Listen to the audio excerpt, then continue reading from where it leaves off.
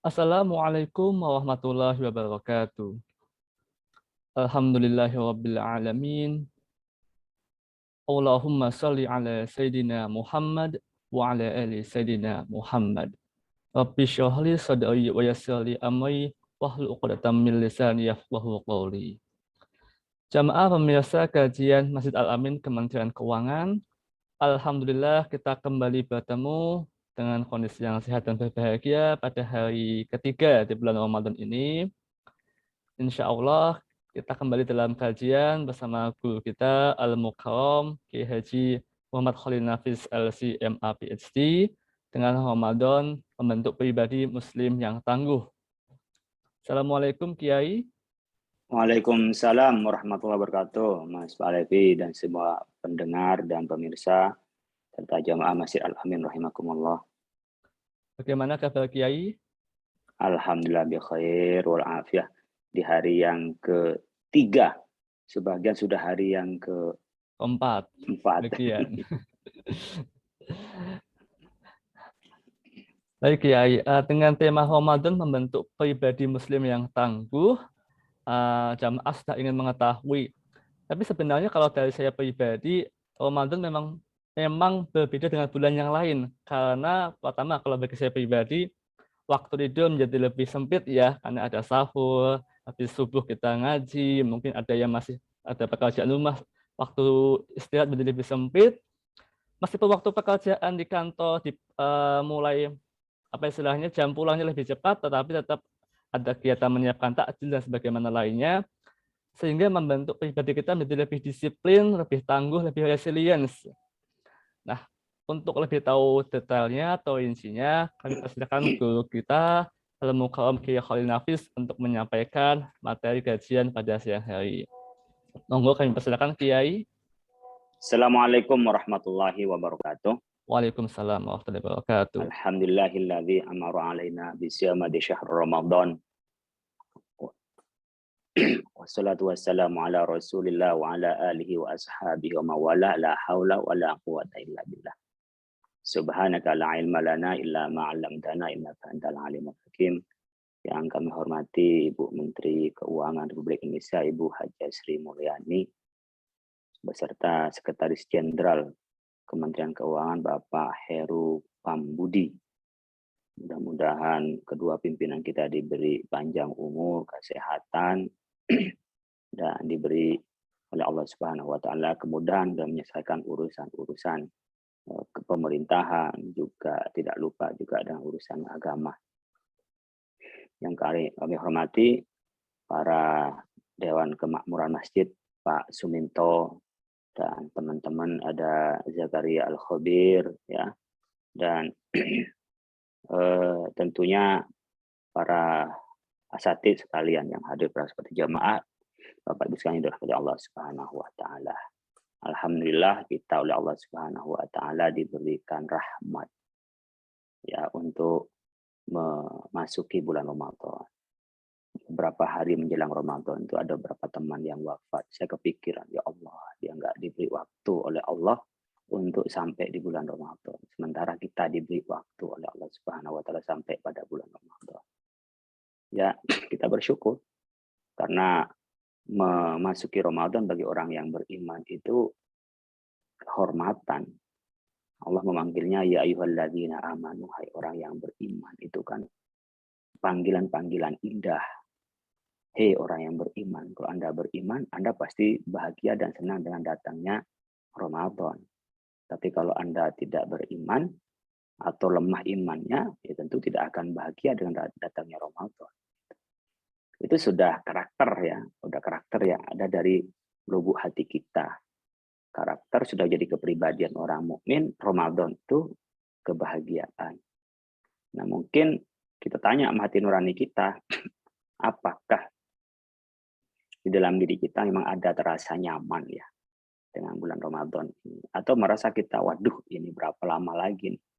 Hari ketiga, kalau 30 hari, waduh masih 27 hari lagi saya puasa, jauh banget. Ada orang yang sebaliknya, ya Allah ini kok cepat banget sudah hari yang ketiga ya, ini bentar lagi udah selesai. Makanya dulu Rasulullah SAW berharap andaikan seluruh hari di bulan kita hidup ini semuanya menjadi bulan Ramadan. Betapa menyenangkannya di bulan Ramadan. Nah, apakah bulan Ramadan itu sempit? Saya pikir enggak, malah luas. Saya setelah sholat nggak lagi berpikir makan siang, udah bisa langsung ngaji. Kita makannya sudah menjelang maghrib, siap-siapnya jelang maghrib, makannya setelah maghrib. Ba'da isya sudah kita tarawih. Bahkan kantor-kantor sengaja maksudnya lebih siang, harusnya lebih pagi. Karena harusnya kita makan pagi jam 7, kita nggak usah makan pagi jam 7 karena makannya sudah jam 4 pagi. Orang yang lebih dahulu untuk melakukan aktivitas. Jadi siapa yang lebih dulu dalam ilmu manajemen itu pasti ada yang lebih baik gitu. Nah, kalau kita umpamanya berkenaan dengan tarawih, itu kan sampai dengan sholat malam kita, malah kita dibangunkan dari sholat malam. Ya. Tidur saya pikir ya kalau kita sempatkan dengan tidur rumahnya jam 10 sampai jam 3, itu sudah cukup bagi kita ya. Mungkin anak-anak yang butuhnya lebih banyak tidur. Jadi sebenarnya menurut saya bukan tambah sempit, tapi tambah luas. Sehingga bisa memaksimalkan. Karena umur orang itu sama. Ya, dari detik ke menit, dari menit ke jam, dari jam ke hari, hari ke minggu, minggu ke bulan. Nggak ada yang lebih dari 12 bulan, nggak ada yang lebih dari 24 jam, ya. Tidak ada yang lebih dari 60 menit. Ya. Jadi kita semuanya sama. Tetapi apa yang membedakan di antara kita? Yang membedakan di antara kita adalah produktivitasnya. Umur kita sama, a'mar ummati baina sittin wa sab'in, umur umatku antara 60 sampai 70 tahun. Kalau man jawaza dzalik, sedikit sekali, nah, itu kan sedikit orang yang melewati 70 tahun. Jadi alhamdulillah wapres kita 79 tahun itu bonus dari Allah Subhanahu wa taala. Mahathir Muhammad 90 yang lalu itu bisa jadi Perdana Menteri, itu bonus karena usia kita ini seyoginya antara 60 sampai 70 tahun. Artinya lebih 70 itu ya bonus hidupnya, apalagi masih bisa produktif menjadi pimpinan bangsa ini. Nah, begitu juga umur-umur pimpinan kita, maka ada usia pensiun ya, udah di berapa? 58, di 60, profesor sampai 70. Itu ada usia-usia maksimal di dalam hidup. Nah, yang membedakan antara kita adalah produktivitasnya. Bukan seberapa lama kita hidup, tapi seberapa banyak kita memberi manfaat kepada orang lain. Mungkin kita hidup secara jiwa, secara raga, tetapi tidak hidup secara manfaat. Nah, makanya wala tahsabanna alladziina qutilu fi sabilillahi amwata bal ahya'un inda rabbihim yurzaqun. Jangan dikira orang yang meninggal itu sudah mati. Walakin la tash'urun, itu kita yang nggak tahu mereka tuh hidup di depan Allah, mereka itu diberi rezeki. Dan mereka semua hidup, kenapa? Jasanya. Imam Syafi'i hanya umur 54 tahun. 150 Hijriah, lahir 204 wafat. Itu 54 tahun. Hijriah. Mungkin kalau Miladiah hanya 53 atau 52. Tapi sampai sekarang nggak ada orang bicara berkenaan dengan fikih tanpa merujuk kepada bukunya, pikirannya Imam Syafi'i. Itu kan ahya. Sementara kita hidup nggak pernah jadi rujukan apa-apa, bahkan nggak dibutuhkan apa-apa oleh orang. Nah, ini yang harus kita menjadi renungan pada saat Ramadan ini agar lebih maksimal. Jadi karakter pejuang. Yang pertama adalah karakter pejuang di dalam puasa itu. Coba kita bisa lihat dalam definisi puasa, al-imsak, mencegah diri anil mufattirat, an kulli mil mufattir, an jamil mufattir, dari semua yang membatalkan. Apa? Al-aklu wasyurb wal jima', makan, minum, dan hubungan suami istri. Itu yang membatalkan dari puasa kita. Nah, kalau kita melihat dari karakter puasa, menahan diri dari yang halal karena Allah. Jadi makanan pagi siang ini halal buat kita, minuman siang ini halal buat kita. Tapi kita tinggalkan. Karena apa? Karena Allah, bukan karena siapa-siapa. Jadi karakter kita karakter pejuang. Jadi jangankan yang haram, yang halal pun kalau karena Allah kami tinggalkan. Itu pejuang. Nggak pernah menyerah. Ya, jadi tidak ada istilah menyerah. Kita sebut dengan sabar. Ya, sabar itu karakter pejuang. Sabar itu bukan diam, sabar itu berjuang terus berjuang, nggak pernah putus asa itu sabar. Sama dengan kita sabar melaksanakan perintah Allah, sabar meninggalkan larangan Allah, itu sabar. Di bagaimana kita ini menjadi pejuang. Sekarang banyak orang itu kebelesek karena nggak sabaran, kata orang nggak sabaran. Pengen segera naik pangkat, nyogok sana sini.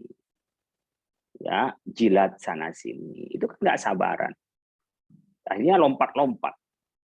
Kalau dia punya sabaran, berprestasi, kematangan di dalam berbirokrasi, kemudian juga dia kemampuan untuk komunikasi, itu kan butuh pengalaman dan butuh mengasahnya hal itu. Nah, sampai dia menduduki pada jabatan tertentu, itu adalah jabatan yang memang layak buat dia dengan proses-prosesnya itu. Nah, kalau itu bisa dilakukan, itu sebuah proses kesabaran, sabar kita. Ada orang nggak sabaran pengen kaya, akhirnya apa? Ya mereka korupsi, ya bahkan mungkin miara tuyul biar cepat kaya. Jadi nggak sabaran terhadap proses. Jadi puasa ini membentuk karakter pejuang. Kita bisa lihat dalam Jalut dan Tolut itu. Ketika Tolut itu mau menyerang Jalut, Jalut itu adalah pemimpin yang ya perkasa dan zalim. Milik-milik rakyat diambil oleh penguasa. Kemudian Tolut itu adalah seorang pejuang yang saat itu bersama dengan Nabi Daud. Perjalanan jauh ya dari Tolut ke Jalut itu sampai melewati gurun pasir dan sampai melewati sungai. Ketika melewati di sungai itu, Tolut menyampaikan kepada kaumnya, nanti akan ketemu dengan sungai, Anda jangan minum kecuali hanya secukupnya atau sekedarnya bahasa kita. Tapi apa yang terjadi dari 1.300 pasukan itu, mereka hura-hura karena sekian panas di gurun Sahara, lalu mandi, lalu minum mereka.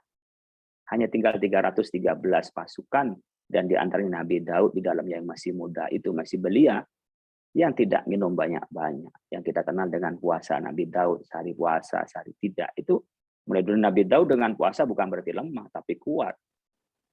Namanya Allahumma layyin lil hadidah, kama Allahumma hadin quluban kama layyin tal hadid dan li Daud. Jadi kita minta orang itu bisa lemah lembut sama kita bisa lemah lembut kepada orang lain, sebagaimana besi bisa dilembutkan pada Nabi Daud. Bagaimana besi saja bisa lembut, apalagi cuma hati kira-kira itu. Kalau lebih keras dari besi, berarti kalau nggak bisa lembut. Itu puasa. Nah, dari 1.300 dan 313 itu, artinya 900 sekian itu. 980 sekian adalah orang yang berhura-hura dengan minum dan pada saat itu mandi. Mereka nggak mau meneruskan perjalanan menemui Jalut. Dan mereka memilih pulang dari perjalanan itu karena nggak bisa nahan diri. Sementara pasukan dari Nabi Daud dan kawan-kawan itu terus sampai bertemu dengan Jalut dan berperang dengan Jalut, dan siapa yang bisa menaklukkan Jalut adalah Nabi Daud alaihissalam. Jadi karakter pejuang itu ada pada orang berpuasa.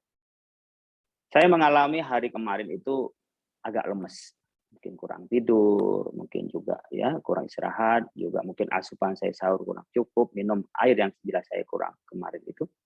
Ya, saya terasa betul bagaimana puasa mendidik kita harus jangan kalah. Ya puasa, gimana caranya? Dengan aktivitas membaca, dengan aktivitas seperti cara begini kan lupa. Untuk lemes itu lupa. Gitu. Jadi untuk kita lehe-lehe lupa. Jadi harus dibikin kita sebagai karakter pejuang. Jadi al-imsak anil fadirat, menahan diri dari yang membatalkan, dari yang halal aja kita tinggalkan. Jadi karakter pejuang as-sabru harus ditanamkan pada saat berpuasa ini. Jadi umat Islam kalau ternyata puasa masih berbuat haram, itu tentu dia masih belum bisa untuk menjadi pejuang. Atau orang berpuasa kok masih menyerah, ada kesulitan masih menyerah, itu masih belum sebenarnya adalah menjiwai karakter dari puasa itu. Yang kedua dari berpuasa itu membentuk karakter adalah kontrol. Al-imsak itu kontrol. Mengontrol diri. Makin waras orang makin bisa mengontrol diri, makin tak bisa mengontrol diri orang makin tak waras. Itu kontrol. Jadi emosi Itu bisa dikontrol oleh kita. Kalau kita lepaskan emosi jadi destruktif, tidak cocok, kita ngamuk, wah berat kita untuk melakukan yang terbaik.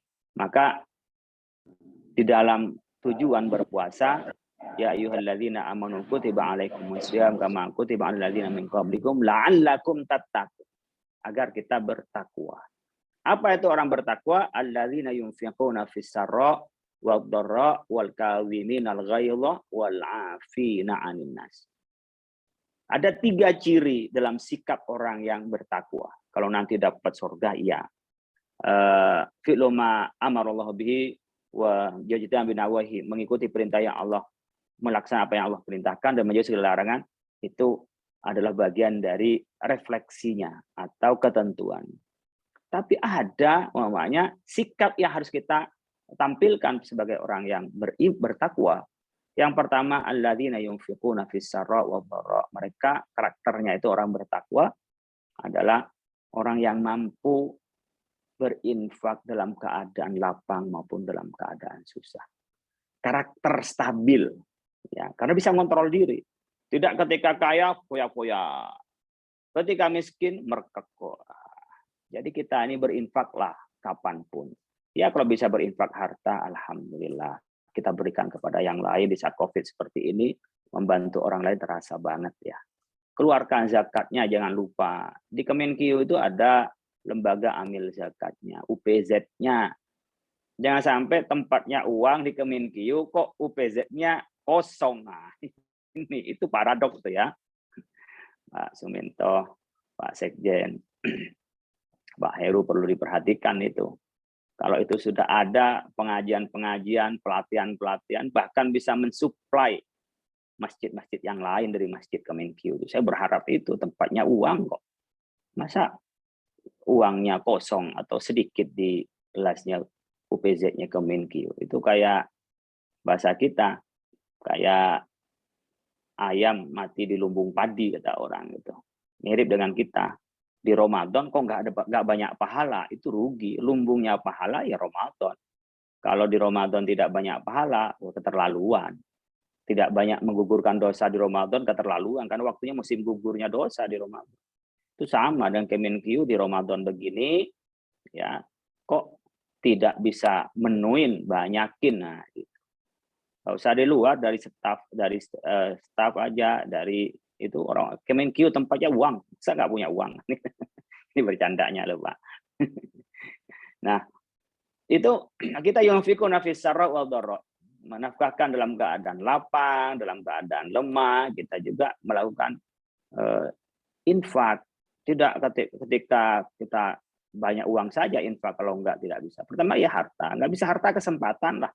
Kalau tidak bisa memberikan kepada mereka untuk berbagi harta, ya berbagi waktu lah pada mereka, seperti kita jenguk, ucapan yang baik, bahkan kita dengan senyum yang baik. Jadi qaulun ma'rufun khairum min shadaqatin yatba'uha adza. Ucapan yang baik ya lebih baik daripada kita ngasih tapi ngomongnya celekit. Nah, kira-kira begitu. Nah, kita stabil dalam keadaan punya, tidak punya, kita tetap stabil dalam berinfak. Karena apa? Bisa ngontrol diri. Ya, bersedekahlah Anda biar Anda jadi kaya. Jangan nunggu kaya baru bersedekah. Sama tersenyumlah, bersyukurlah agar Anda bahagia. Jangan nunggu bahagia baru Anda bersyukur. Anda nggak bahagia kalau nggak pernah bersyukur. Kira-kira itu kuatnya pada siang hari ini.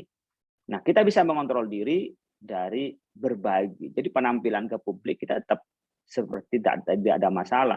Kayak penampilannya kiai atau pejabat itu kan kayak kelihatan nggak ada masalah, padahal masalahnya berjibun. Tapi orang yang datang hanya masalah sedikit, datang sama kiai, datang ke ustadz nanya masalahnya. Dikira ustadz nggak punya masalah, ustadz itu banyak masalahnya. Cuman tidak ditampilkan keluar menjadi orang yang bermasalah.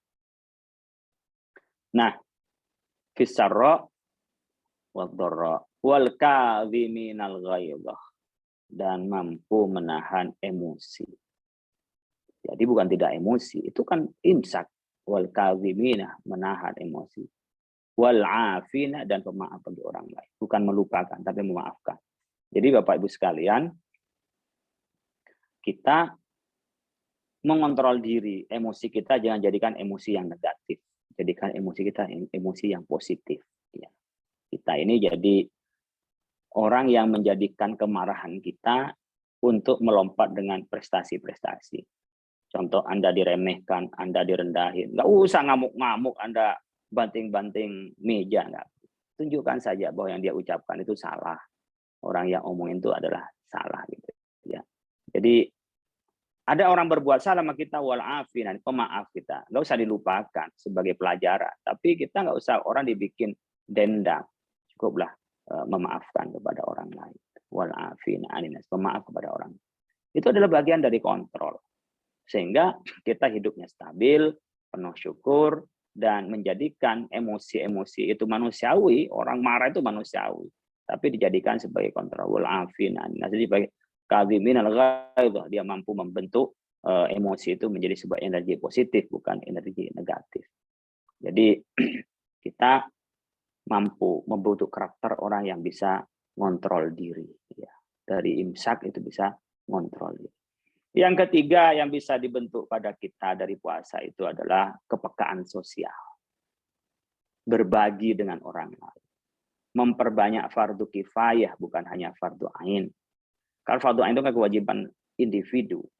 Seperti sholat, ya, zakat. Tapi kita bisa menyelesaikan masalah-masalah orang lain itu fardu kifayah. Menyiapkan jenazah itu kan fardu kifayah. Berilmu fardu kifayah. Seperti halnya Bapak Ibu sekalian sekarang di Kementerian Keuangan ada diberi kesempatan oleh Allah untuk melaksanakan fardu kifayah untuk kebijakan fiskalnya, pembendaharaan keuangan, ya, pendapatan negara. Itu ada kesempatan untuk melakukan fardu kifayah karena nggak semua orang mampu seperti Bapak Ibu sekalian. Sayang kalau tidak dimaksimalkan untuk kebaikan orang lain, untuk memberi manfaat kepada orang lain. Maka membangun yang ketiga adalah kemampuan kita membangun kepekaan sosial, merasakan apa yang orang lain rasakan. Di bulan Ramadan ini kita diminta untuk, kita dilatih menurut saya untuk merasakan orang lain yang berkekurangan. Kalau kita tidak makan itu hanya karena menunggu waktu. Ada orang yang tak makan karena tak ada yang dimakan dan menunggu tidak jelas apa yang ditunggu. Mungkin kita ini tidak belanja Bapak Ibu sekalian karena nggak ada waktu, nggak ada kesempatan. Tapi coba ada orang yang banyak waktu dan banyak kebutuhan, tapi nggak bisa belanja. Ibu Bapak mungkin nggak merasakan bagaimana sulitnya orang mencari uang 50.000, 100.000. Saya sebagai Dewan Pengawas di Pegadaian itu merasakan betul bagaimana orang-orang awam menggadaikan hanya butuh duit 100.000, 50.000, 150.000 itu ada sampai datang ke Pegadaian loh. Atau di sekitar kita lah, saya merasakan betul. Saya tinggal di kampung ini di Depok Kalimulya sekitar pesantren saya.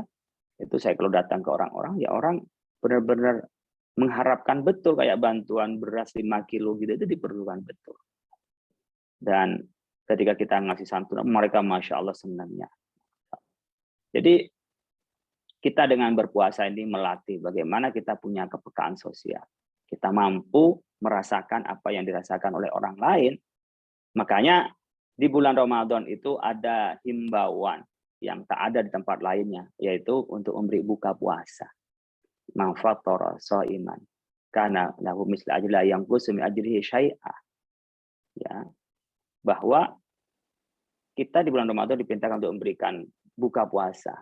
Dan orang yang beri buka puasa kepada orang lain, ia mendapat pahalanya orang yang berpuasa tanpa berkurang sedikit pun. Itu kan berbagi kepada yang lain. Ketika sahabat mengatakan, ya Rasulullah kami nggak punya banyak untuk berikan pada mereka, ya Rasul, ya cukuplah 1 kurma, seteguk air itu cukup. Itu juga bisa dapat pahalanya. Kita dielaborasi dengan buka puasa bersama. Meskipun sekarang kita dilarang buka puasa bersama. Katanya Pak Mahfud, untuk yang pejabat saja. Kalau ustadz nggak apa-apa katanya. Untuk kiai-kiai nggak apa-apa. Masyarakat yang penting jaga protokol kesehatannya. Ya, saya pikir baguslah pejabat lebih teladan, sehingga kita jangan memperbanyak buka puasa dengan keluarga saja. Kalau saat banyak-banyak yang diundang. Nah, kalau kita melihat dengan tradisi kita buka puasa, itu kan mengelaborasi agama dengan budaya. Jadi akulturasi bahasa kita. Jadi nilai-nilai agama itu dijadikan kebiasaan, sehingga menjalankan ajaran agama selain taat kepada Allah, dirasakan nyaman dan bisa memperkuat hubungan antar kita. Meskipun yang diundang bukan berarti orang-orang yang tak mampu, tapi perlu juga kita mengadakan buka puasa bersama dengan dia tamak, selalu ada santunan, lalu ada dilakukan itu gitu. Untuk dilakukan yang menunjukkan kita ada aware, ada perhatian, ada kepekaan dengan masyarakat kita. Makanya di Majelis Ulama Indonesia itu memberikan seruan agar pengeluaran zakat zakat fitrah tidak usah menunggu pada akhir Ramadan. Kalau memang bisa dikeluarkan sekarang, ya silakan keluarkan karena banyak orang membutuhkan. Afdolnya memang pada Lailatul Id, malamnya Id itu afdolnya, lebih utamanya sampai sebelum pelaksanaan sholat Id. Betul. Tapi dengan orang yang membutuhkan seperti ini, ya bisa dikeluarkan di awal-awal. Ibu bapak sekalian yang punya tradisi mengeluarkan zakat di bulan Ramadan, ya keluarkanlah di bulan Ramadan. Bisa tadi kita salurkan kepada UPZ-nya ke Kemenkyu sehingga bisa lebih maksimal. Ibu bapak sekalian, itulah beberapa karakter yang dibentuk oleh puasa. Banyak hal lain yang tidak kita bisa ambilkan, termasuk adalah barokah, di mana umur kita terbatas itu kita diberi barokah oleh Allah Subhanahu wa taala, pahala yang berlipat ganda. Kemudian di bulan Ramadan itu juga kita bisa mendapatkan sesuatu yang paling kita nanti tidak ada di bulan lainnya, itu Lailatul Qadar. Tapi sikap kita inilah menjadi madrasatun insaniyatun, pendidikan kemanusiaan di bulan Ramadan. Yang namanya pendidikan, kurikulum utama adalah dari mencegah tidak makan, tidak minum, dan tidak hubungan intim. Yang halal pun kita tinggalkan di siang hari untuk latihan meninggalkan yang haram, dan semata-mata karena Allah Subhanahu wa taala. Kemudian kita juga di bulan Ramadan itu kurikulumnya tidak hanya meninggalkan makan dan minum, tapi juga harus meninggalkan maksiat, meninggalkan kemungkaran. Itu khusus puasa yang lebih sempurna, lebih istimewa. Ada khusus lagi adalah tadi sumil khusus, sekarang khusus sampai khusus lagi adalah ketika kita bisa semuanya dikembalikan kepada Allah. Allahus Samad, yang dituju adalah Allah. Makanya ada iktikaf, diperbanyak 10 terakhir Rasulullah SAW itu iktikaf di akhir Ramadan itu untuk memastikan bahwa kita tidak sibuk dengan dunia, tapi bertamu ke rumah Allah berupa masjid dan iktikaf di dalamnya untuk mendapat ridho dari Allah Subhanahu wa taala. Mudah-mudahan bermanfaat Bapak Ibu sekalian, jamaah Masjid Al-Amin, Kementerian Keuangan, kurang lebihnya mohon maaf. Wallahu muwaffiq ila aqwamit thoriq. Wassalamualaikum warahmatullahi wabarakatuh. Waalaikumsalam warahmatullahi wabarakatuh. Terima kasih Kiai atas paparan materinya, dan alhamdulillah saya pun juga terbuka pemikirannya demikian jamaah bahwa Ramadan ini tidak menjadi sempit tapi malah menjadi luas. Dan saya juga teringat ya bahwa di Kementerian Keuangan sudah ada flexible working hour sehingga Bapak Ibu jamaah bisa mulai bekerja mulai dari jam 6 pagi sehingga waktu malah menjadi lebih luas, baik untuk pekerjaan yang makin produktif maupun untuk beribadah kepada Allah Subhanahu wa taala. Dan sebelum kita tutup kajian pada siang hari ini, kami mohon berkenan Kiai Khalil untuk menutup dengan doa, semoga kajian ini menjadi berkah dan menjadi bermanfaat. Tapi sebelumnya, terima kasih Kiai atas singgungannya bahwa memang benar di Kementerian Keuangan terdapat unit pengelola zakat. Kami tampilkan sekedar UPZ Basnas Kemenkyu. Insya Allah kami menerima infak dan sodakoh maupun zakat ya. Kalau zakat langsung menuju ke UPZ Basnas pada nomor 7758 989 776 atas nama UPZ Basnas Kemenkyu. Terima kasih Kiai atas apa istilahnya ya, mengingatnya, reminder bagi kami jamaah Masjid Al-Amin Kementerian Keuangan. Monggo Kiai kami persilakan untuk memimpin doa. Nastaghfirullahaladzim, nastaghfirullahaladzim. Allahumma salli wa sallim ala Sayyidina Muhammad wa sallim. Ya Allah, ya Rahman, ya Rahim, ya Fattah, ya Razak, ya Fa'alu lima yurid. Lakal hamdu kama yanbaghi li jalali karim wa sultan. Allahumma inna nas'al huda wat-tuqa wal afafa wal ghina. Allahumma inna nas'aluka ridhaka wal jannah wa na'udzubika min sakhatika wan nar.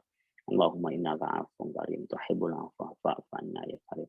Allahumma ighfir lana dhunubana wa liwalidina wa li ikhwatina wa masyayikhina wa mu'allifina. Wa ahsina bi rahmatika ya arhamar rahimin. Allahumma taqabbal minna ya Allah siyamana, taqabbal minna ya Allah du'ana, wa taqabbal minna ibadatana bi rahmatika ya arhamar rahimin. Allahumma fa'alna bima 'allamtana Allahumma nawwir qulubana bil hidayah, Allahumma fa'na bina namatana, Allahumma alimna bima yanfa'una, Allahumma faqihna wa faqih lana wa qarabatina lana fi dinina, Allahumma taqabbal minna du'ana wajibun ala nuqsanina wa istur awradina wa kaffir anna sayyiatina warfa' darajatina wa nawwir qulubana bil hidayah ya muyassirul asir yassir umurana wa taysir asir alaka yassir hajatuna laka kasir ya man la yahtaju lil bayri wa taqsir wa anta alimun wa khabir birahmatika ya arhamar rahimin. Allahumma inna nas'aluka al-afiyah wa tamamal afiyah wa dawamal afiyah wa syu'al afiyah. Da'wahum fiha salam wa akhadahum alhamdulillah rabbil alamin. Rabbana atina fid dunya hasanah wa fil akhirati hasanah wa qina adzabannar. Subhanaka rabbil izzati amma yasifun wa salamun alhamdulillahi rabbil alamin. Amin, Allahumma amin. Demikian kajian pada siang hari ini. Alhamdulillah telah usai. Insya Allah kita akan kembali berjumpa esok hari dengan kajian Zuhur Masjid Al-Amin Kementerian Keuangan. Insya Allah bersama dengan besok bersama dengan Ki Haji Dr. Zuhur Mustafa dengan tema puasa mendidik kesabaran dan kedisiplinan. Alhamdulillah jamaah kajian siang ini telah usai. Mari kita tutup dengan bacaan Alhamdulillah ya rabbil alamin. Subhanallahumma wa bihamdika asyhadu an la ilaha illa anta astaghfiruka wa atubu ilaik.